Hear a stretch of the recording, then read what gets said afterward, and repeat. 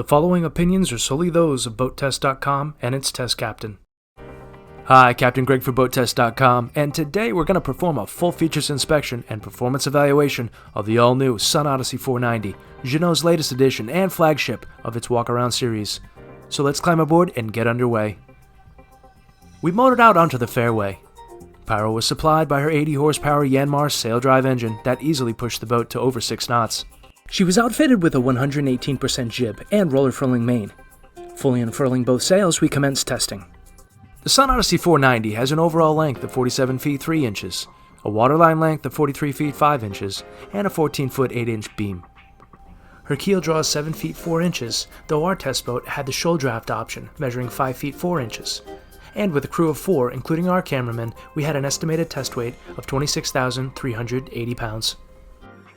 The conditions encountered allowed for full sails throughout the test. With the 14 to 16 knot breeze, temperatures in the low 40s, and 1 to 2 foot seas, we went 7.6 knots at a true wind angle of 45 degrees. Cracking the sheet and sailing 60 degrees off the true wind, we recorded 7.9 knots through the water. Wind abeam at 80 degrees, we recorded 8.1 knots, and then with wind slightly abaft the beam, we recorded 8.2 knots over the ground at 100 degrees true. Broad reaching, we slowed to 7.5 knots, and then 7 knots. As for her handling, the twin spade rudders make her quick to respond to helm commands and provide a strong measure of safety if the boat becomes overpowered. The beam at the waterline provided the form stability that Jeanneau takes advantage of. The plumb bow cut through the waves without pounding and never washing the side decks, aside from the occasional sea spray. When it was time to tack, I looked up for the boom and was reminded that Jeanneau keeps it well over 7 feet off the deck as an important safety precaution. Catching wind in our sails once again on the opposite tack, we immediately felt her full chine go to work as she dug in, with the deck never rolling beyond 18 degrees. Jeanneau decided on a deck-stepped aluminum mast with cathedral rigging, double spreaders which are swept back, and split shrouds, which, when coupled with their innovative combing, allows for a seamless transition from the helm station to the side decks, without having to climb over anything, hence the name Walk Around. The overall design also allows the headsail to be strapped in when hard on the wind. The rig is basically one used on racing sailboats for high performance. The upper shrouds are run out to the hull sides, and the lower shrouds are attached to the deck, then down to the chain plates at the edge of the trunk cabin. The 490's twin helm locations are now the way to go on most new boats, and they make sailing easier and a lot more fun.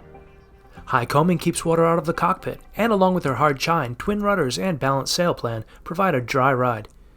Our test boat had a Dodger, and in my opinion is a much appreciated addition to the options list. Its overhead clearance was 6 feet 9 inches. The twin helm stations have similar layouts, both with a Raymarine display, the starboard containing the windlass controls. Just forward of the helm are the jib and main sheet cam cleats and electric Harken winch controls. This design allows for single-handed sailing. On the starboard side is an L-shaped seat. Cockpit lighting controls, swim platform controls, and an MFD by Raymarine are all mounted in the center fiberglass console. The engine controls are located on the side of the starboard helm. There's storage for a life raft beneath the starboard side decking as required for CE certification, and a good idea regardless. Beneath the Dodger and to either side of the companionway hatch are Harken winches and working cam cleats for the 490's running rigging. At the heart of any sailboat is the cockpit seating, and it's here that the Sun Odyssey 490 excels. Who hasn't felt the gouge of a windward fiberglass combing in the back when heeled? And who hasn't wanted to stretch out in the cockpit only to find that the seat is too narrow and the combing is in the way? Jeanneau has solved that age-old sailboat problem by fitting the seats with cushions that wrap around the combing. Now, leaning back when heeling is much more comfortable. Moreover, both to port and starboard, the combing converts to lay flat, creating 2 large sun pads. With the additional filler cushion, the starboard side abuts the table, creating an even larger sun pad. The cockpit table fully opens to enhance the entertainment space. The table has 2 compartments, the larger housing space for an electric cooler, the smaller, additional beverage storage. With the port table leaf down, there's a clear path from the companionway hatch to the helm. Beneath the portside decking is space for an optional generator. However, the main feature here is the electric swim platform that houses a 3-foot 6-inch swim ladder. This turns the boat into an envious swimming platform when at anchor, as well as making it easy for visiting friends to board from their dinghy. Continuing topside, the 1-foot 3-inch wide crown side decks run unobstructed from the transom forward to the bow, making traversing the vessel virtually stumble-free, while the jib sheet tracks and split rigging provide a clean passage. 2-foot-high lifelines outline the deck and are fabricated into the gunnels. Stainless steel grab rails are located all around the Dodger and top deck. There are 6 14-inch cleats located on either side of the bow, amidships, and on the stern quarters. At the bow, the ground tackle consists of a quick windlass and Lumar plow anchor, and is controlled locally or from the helm. The road locker is to starboard, and just abaft is the sail locker, which can be ordered as optional crew quarters.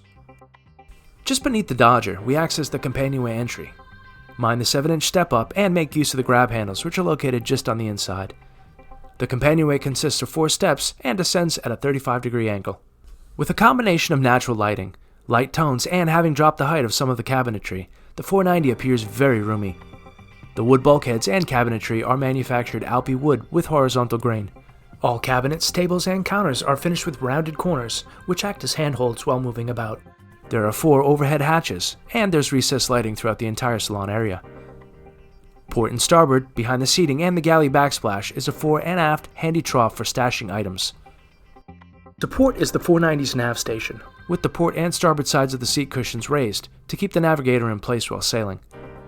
On the forward side of the flat nav table is a bench seat, which means the nav station can serve double duty as a breakfast nook or dual workstation. Just behind is the aft port stateroom, whose 3 portholes add natural lighting and ventilation. It's worth noting that the entire area can be optioned for a workshop or storage compartment, and in which case can be duly accessed from the cockpit as well. To starboard is the boat's dayhead, complete with stand-up shower. The starboard cabin has a private entrance to the head. The bed fills the entire space, hull side to bulkhead, and measures 79 inches long by 64 inches wide, the standard size for all beds on board our test boat. The 490 C-shaped galley is strategically located amidships at the boat's center of gravity. There are 2 deep stainless steel sinks near the centerline, a top-loading refrigeration unit which is also accessible from below, and a gimbaled 3-burner stovetop with oven. And here's a nice feature that won't take up much counter space, a pop-up microwave. A freezer is located beneath the connecting countertop. A trash receptacle and beverage glass and silverware storage are hidden within the lower cabinetry. And a wine locker is located beneath the salon deck, where it's cool. Adjacent to the galley is the main salon seating and dining area. For accommodations, the leaves on the center table fold down and prove useful with the addition of a filler cushion, converting the entire section into a bed. There's a 40-inch TV mounted on the forward bulkhead. Moving forward, we enter into the 490's master stateroom, whose bed lay front and center. Windows, overhead hatches, and recessed lighting provide an airiness that eliminates that cave-like feeling we tend to see aboard many sailboats. The berth is accessed via steps to either side. On the port side is the master enclosed water closet with sink. A center shelving unit is located abaft the berth, and it's with this design that allows Jeanneau to fit a separate enclosed shower stall on the boat's centerline with 6 feet 6 inches of headroom. Throughout the master stateroom, both the port and starboard are storage cabinets with recessed lighting, and there's additional storage contained beneath the center shelving unit. When it comes to layout options, Jeanneau has put some thought into the 490. Depending upon desired usage, she comes in 2, 3, 4, and 5 staterooms, all versions having ensuite heads. The Sun Odyssey 490 builds on the success of the 440, where many of the boat's innovations were proven in customer usage around the globe.